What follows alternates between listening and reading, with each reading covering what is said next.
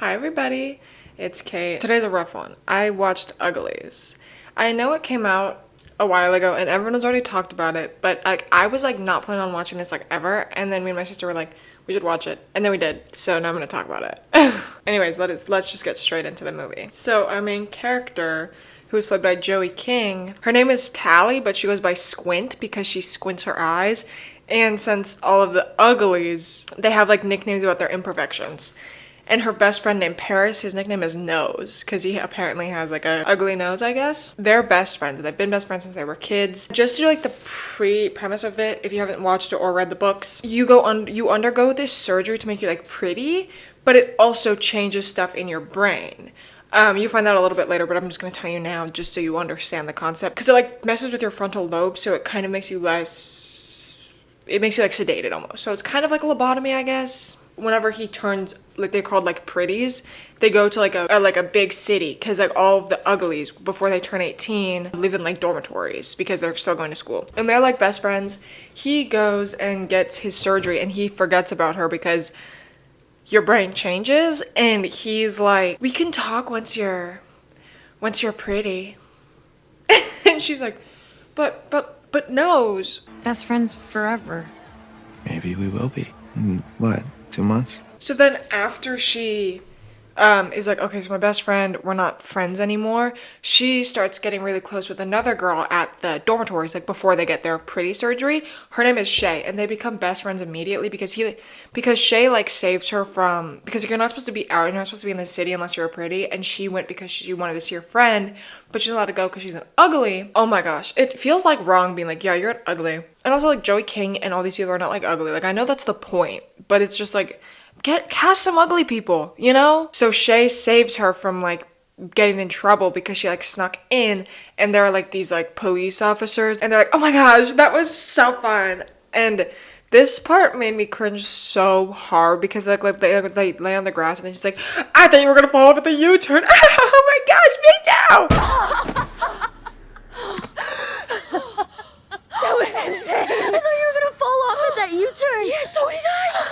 And it's just so overly forced, and I can't even explain why it bugged me so much, but it's the acting is so forced, and Shay, her actor, does a fine job, whatever, but she overacts with her face, and she's that's so mean. After a while, Shay takes her and she's like, listen, there are a group of uglies who escaped, and their leader named David is gonna help us escape to the wild wilderness so we don't have to go get our surgery, so we're not prettified. I'm gonna just call her Tally because she's called Squint, but a lot of people just call her Tally.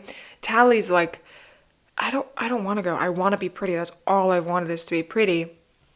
So then Shay's like, okay, fine, but here's a map in case you ever want to come and be free. So she hands her a map of where she's supposed to go, and then Shay leaves. Tally's like, okay, whatever, I'm gonna wait till my 16th birthday so she can be prettified, because everyone at 16 becomes prettified on their birthday.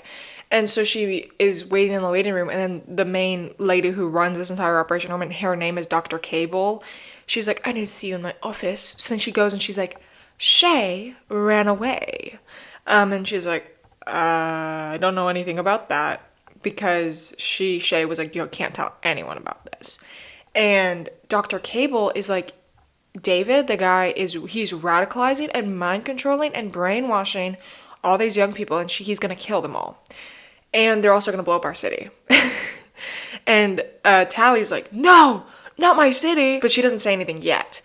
And she's like, fine, then you won't get your surgery until you help us. And then she's like, crap, I don't know what I should do. So Tally goes back to her dorms. Paris, her ex-best friend, comes and opens the window and is like, hey girl. And the way he enters this scene, it was so scary. Open, please. He's trying to be subtle, but he's like, you should tell Dr. Cable where Shay went. She goes back to Dr. Cable, and Dr. Cable is gives her a trackered necklace, and it's a pretty little silver heart necklace. And she's like, listen, you are going to go find them, infiltrate them, and then tell us when you're there, and then we can kill them all, or whatever. They don't say that, but they're going to. She makes the entire journey by herself, and apparently this is unheard of, and they're like, you did it all by yourself. So on top of being a double agent, secret spy, the most important girl in the city, she also does something that no one else can do. She does it, and then David, the ringleader, the manipulator, the gaslighter, is like, you okay? Like, I'm David, blah, blah, blah, blah, blah. And there's like an orchid field that she's laying in because she fell asleep there. And it's the national flower for the, I want to say capital, like Hunger Games, but like for the main city. And she's like, no, these like help us. These are renewable resources. Like, why'd you light it on fire? And he's like, they're toxic. They kill everything in their path. So she's like, is everything I've been taught a lie? Yes, Tally girl, it is. She reunites with Shay, and they're like, oh my gosh, you came, I miss you so much, I love you, blah, blah, blah, blah, blah. And then they're like, listen, we're gonna go burn some orchids, like, in the helicopter. So they're like, Tally, come with us so you can see the harm that they're actually doing. So they show her the destruction that the orchids have, and then they burn the orchids. But while this is happening, some of the bad guys from the main city come and they find them. Shay falls out of the helicopter because it gets jostled, and then Tally jumps after her with a rope, saves her, brings them back up. That's kind of when they start trusting Tally, because they're like, oh, you jumped in a fire to save someone. We love you. But they also realize that the men who came after them are much stronger than the regular pretties, and they like run through fire and stuff, and they also have like glow in the dark suits, which was the part that I was the most intrigued by, because if you're trying to be sneaky, why would you have a glow in the dark glowing suit? They introduced Tally to like this whole like, I don't want to say commune, but like little village of people who've escaped, and they're like old people, and she's never seen an old person. And I thought it would be so funny if she's like, I don't want to be that. I don't want to be that. Take me back. I want to be pretty. But she doesn't. She starts realizing that they're not actually bad, and they're literally just trying to live on their own and like have a choice. She's like starting to get closer with David. They start chit-chatting. She's like, I heard that you guys have a weapon. That's what I heard at the Capitol. Like, they're telling so many lies about you guys. And then he's like, you want to see a weapon? I'll show you a weapon. And then he blows her head off. No.